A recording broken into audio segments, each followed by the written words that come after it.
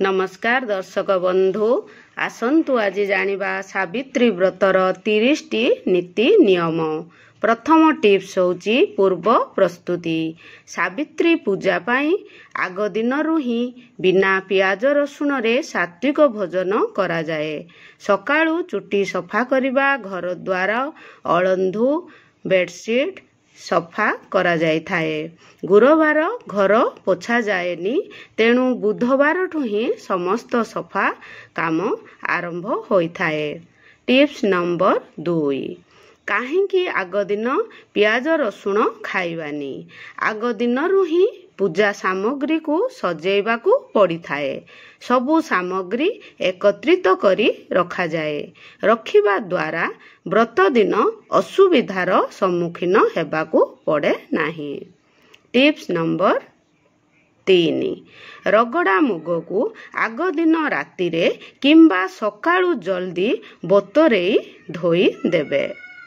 Tips number 4, आग दिन सबु पितल सामान मजामजी करिदेबे एवं गोटिए जगार रखिबे। दीप मध्य आग दिनरु घिओ सलिता देई सजेई रखिदेबे। टिप्स नंबर 5, ठाकुर घर को आग दिन ही भल्लरे पोछि सफा करिदेबे। लक्ष्मी नारायण को पूजा, तेणु लक्ष्मी जेउठी सफा सुतरा थाए सेठी बास करंती।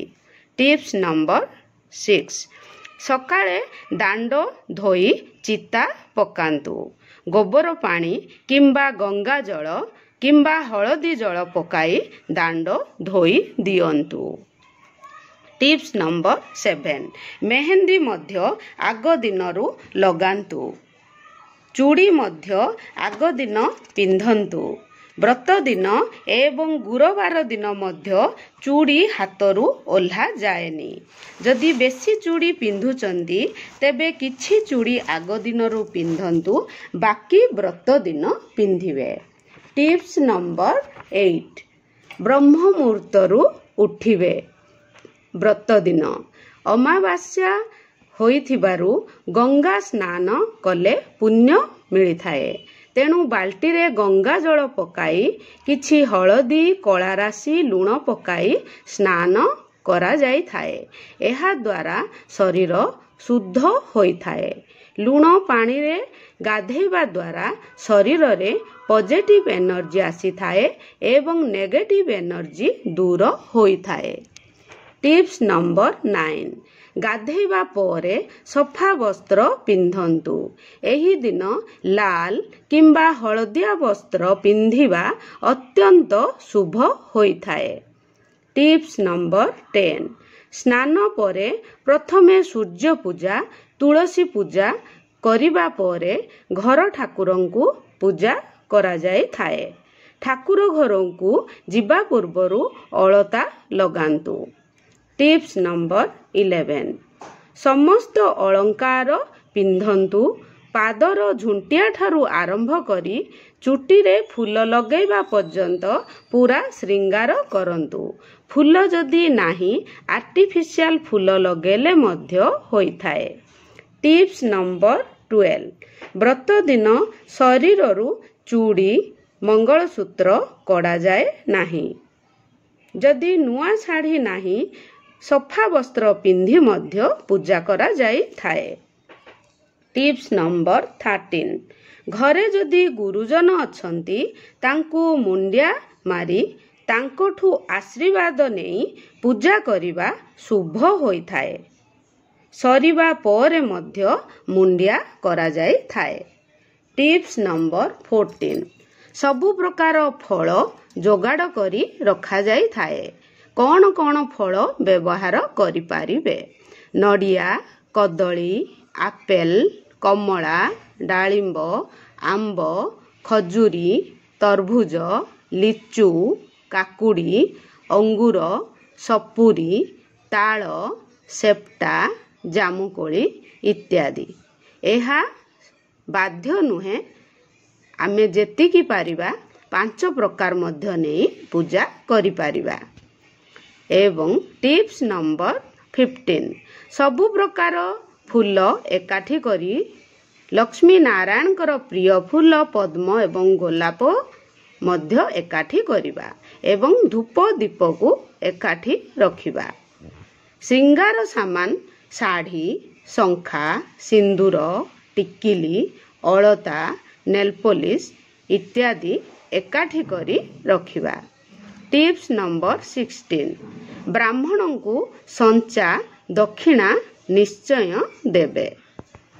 ଟିପ୍ସ ନମ୍ବର 17 ଏହି ଦିନ ଲକ୍ଷ୍ମୀ ନାରାୟଣଙ୍କୁ ପୂଜା କରାଯାଏ କିମ୍ବା ଶିଳପୁଆରେ ହଳଦୀରେ ସାବିତ୍ରୀ ସତ୍ୟବାନଙ୍କର ଛବି ଅଙ୍କନ କରି ଚନ୍ଦନ ସିନ୍ଦୁର ଧୂପ ଦୀପ ଦେଇ ପଞ୍ଚୋପଚାରରେ ପୂଜା କରାଯାଇଥାଏ।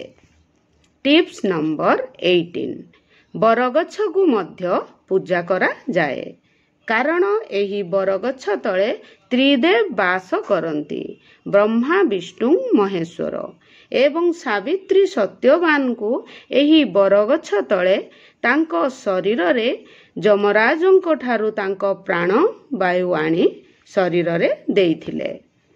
ଟିପ୍ସ ନମ୍ବର 19 ଏହି ଦିନ ଓಂ ନମୋ ଭଗବତେ ବାସୁଦେବାୟ କିମ୍ବା ଓಂ ଶ୍ରୀଂ ଶ୍ରୀଏ ନମଃ କହି ଜପ କରିବା କିମ୍ବା ଲକ୍ଷ୍ମୀ ସ୍ରୋତମ୍ ଶ୍ରୀ ସୂକ୍ତମ୍ ଅଷ୍ଟକମ୍ କନକଧାରା ସ୍ରୋତମ୍ ପଠନ କରାଯାଇଥାଏ ଏବଂ ସାବିତ୍ରୀ ବ୍ରତ କଥା ପଢ଼ିବେ ଶୁଣିବେ ଏବଂ ଶୁଣାଇବେ।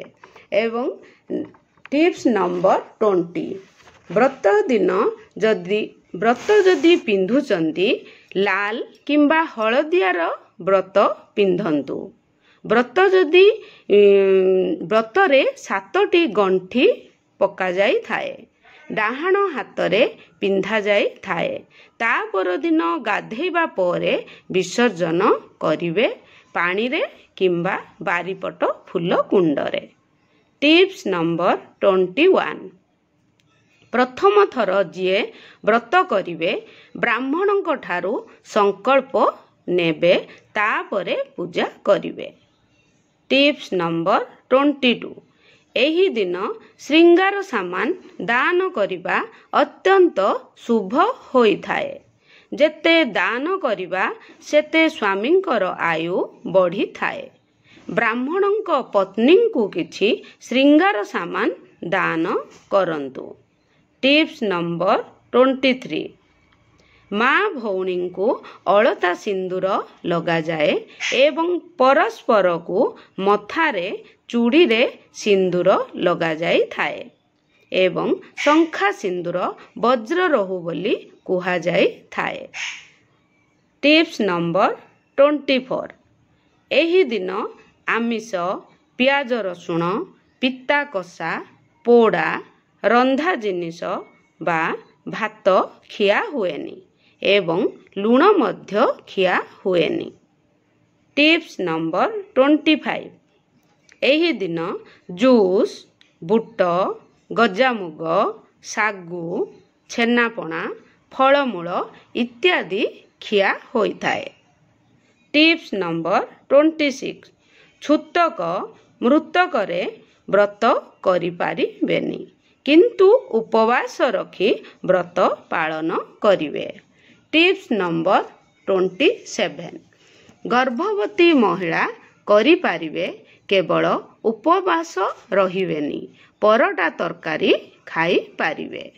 ଟିପ୍ସ ନମ୍ବର 28 ଋତୁବତୀ ନାରୀ କରିପାରିବେ କିନ୍ତୁ ପୂଜା ସାମାନ ଛୁଇଁବେନି ଅନ୍ୟ ଜଣଙ୍କ ହାତରେ ପୂଜା କରିବା ପରେ ସବୁ ସାମାନ ବ୍ୟବହାର କରିପାରିବେ।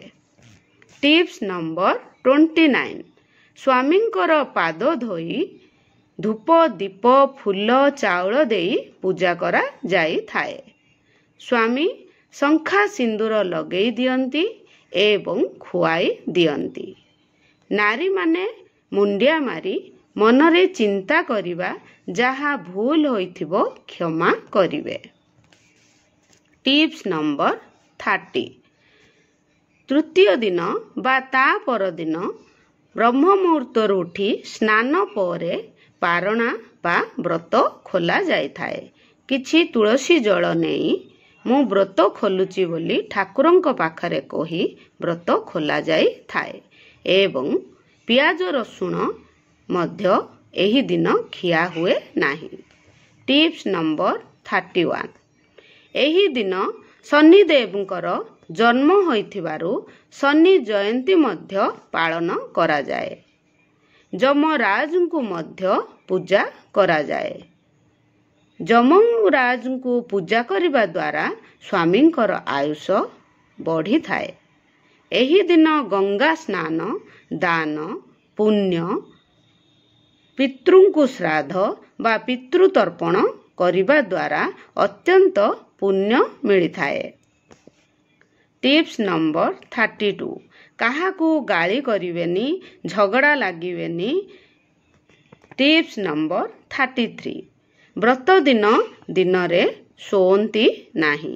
ଏହି ଦିନ ଭଗବାନଙ୍କୁ ସ୍ମରଣ କରି ମନରେ ଚିନ୍ତା କରି ତାଙ୍କୁ ଧ୍ୟାନ କରିବା ଉଚିତ। ଦର୍ଶକ ବନ୍ଧୁ, ଆଶା କରୁଛି ଏହି ବ୍ରତର ନିୟମ ଗୁଡ଼ିକ ଭଲ ଲାଗିଥିବ। ସାବିତ୍ରୀ ବ୍ରତ ବିଷୟରେ ବହୁତ କିଛି ଜାଣିପାରିଥିବେ। ଯଦି ମୋର ଏହି ଭିଡ଼ିଓଟି ଭଲ ଲାଗିଥାଏ ତାହେଲେ ନିଶ୍ଚୟ ଲାଇକ୍, ସେୟାର ଏବଂ ସବସ୍କ୍ରାଇବ୍ କରିଦେବେ।